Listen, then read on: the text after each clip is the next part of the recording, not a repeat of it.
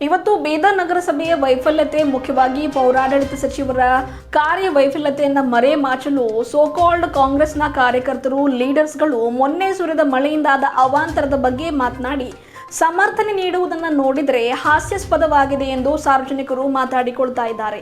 ಯಾಕೆಂದ್ರೆ ಮಳೆ ಸುರಿದ ಒಂದೇ ಒಂದು ತಾಸಿನಲ್ಲಿ ಎಲ್ಲೂ ಮಳೆ ನೀರೇ ನಿಂತಿಲ್ಲ ಅಂತ ಬೀದರ್ ನಗರವನ್ನ ಮೆಟ್ರೋ ಸಿಟಿಗೆ ಕಂಪೇರ್ ಮಾಡಿದ್ದಲ್ಲದೆ ಇದೆಲ್ಲವನ್ನ ನೋಡಿದ್ರೆ ಅವರ ದಡ್ಡತನ ಕಾಣ್ತಾ ಇದೆ ಅಂತ ಸಾರ್ವಜನಿಕರು ಮಾತಾಡಿಕೊಳ್ತಾ ಇದ್ದಾರೆ.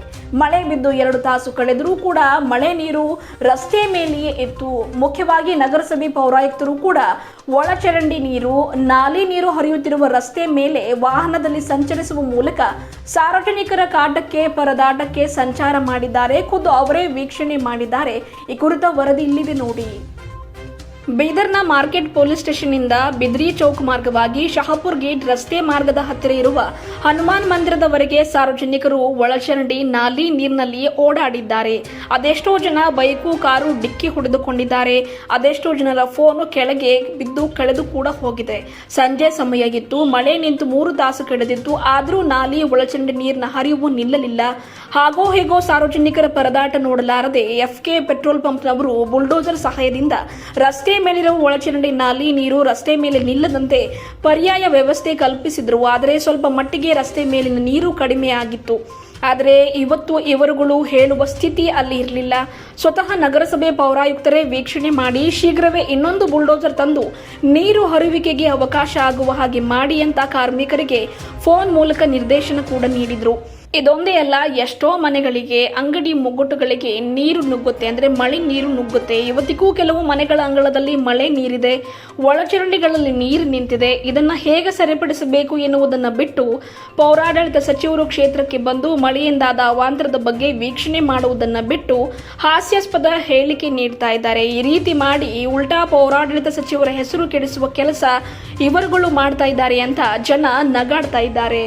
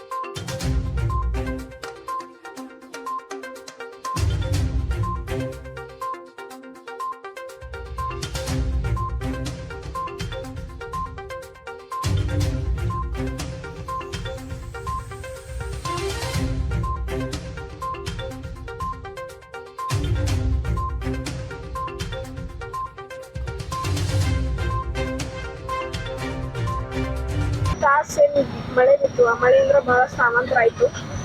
ಒಂದು ರೀತಿ ಎಲ್ಲ ಕಡೆ ರಸ್ತೆ ಮೇಲೆಲ್ಲ ಮಳೆ ನೀರು ಜಮಾ ಆಗಿರ್ತಕ್ಕಂಥದ್ದು.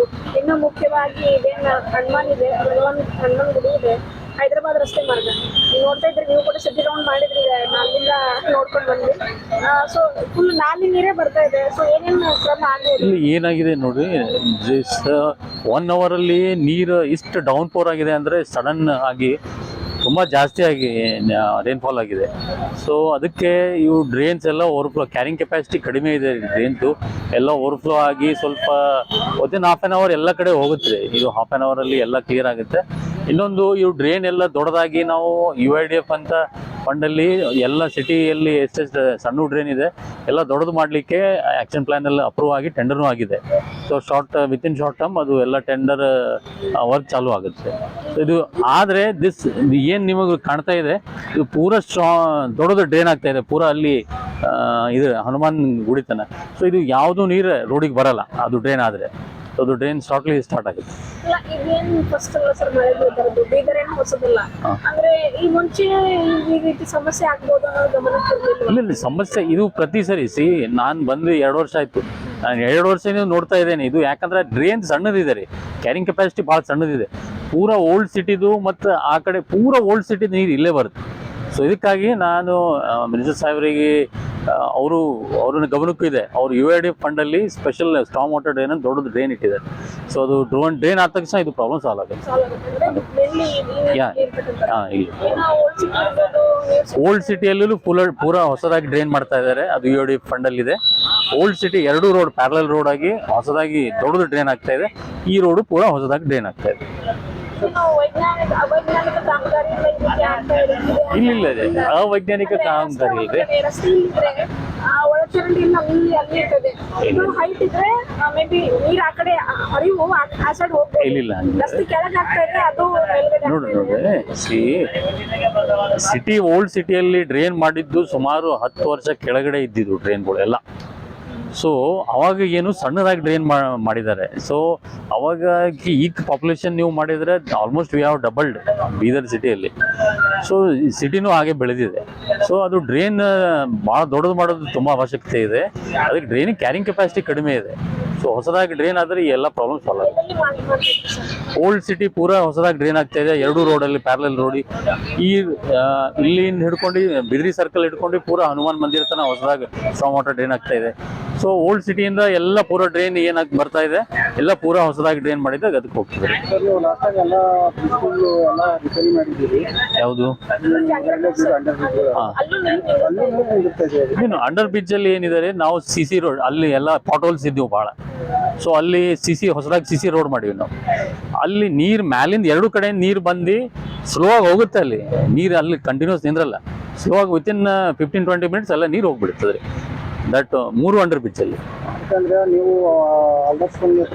ನೋಡಿದೆ ನಾನು ನೋಡಿದೆ. ನೀವು ಆದರ್ಶ್ ಕಾಲನಿ ಮ್ಯಾಲಿನ ಶಿವನಗರದ ಪೂರ ನೀರು ಅಲ್ಲೇ ಬರ್ತದೆ ರೀ.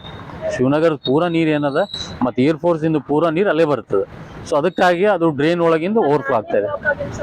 ಇಲ್ಲ ಡ್ರೈನ್ ಓವರ್ಫ್ಲೋ ಆಗ್ತಾ ಇದೆ. ನೀವು ಡ್ರೈನ್ ನೋಡ್ರಿ ಅಲ್ಲಿ ಡ್ರೈನ್ ತುಂಬಿ ಮ್ಯಾಲೆ ಹರಿತಾ ಇದೆ.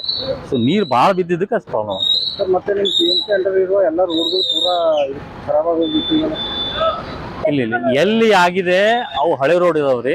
ಅವನ್ನ ಪಾಟೋಲ್ ಹಾಕಿ ಕರೆಕ್ಟ್ ಮಾಡ್ತೀವಿ. ನಾನು ಈಗ ನೀವು ಆದರ್ಶ್ ಕಾಲನಿದು ಒಂದು ಪ್ರಾಬ್ಲಮ್ ಇತ್ತು. ಅದಕ್ಕೆ ಅದು ಹೊಸದಾಗಿ 4 ಲೇನ್ ಆಗ್ತಾ ಇದೆ. ಸೊ ಬೇರೆ ಎಲ್ಲೆಲ್ಲಿ ಪಾಟೋಲ್ಸ್ ಇದಾವೆ ನಾವು ವಿತಿನ್ ಶಾರ್ಟ್ ಪೀರಿಯಡಲ್ಲಿ ಪ್ರಿಪೇರ್ ಮಾಡ್ತೇವೆ.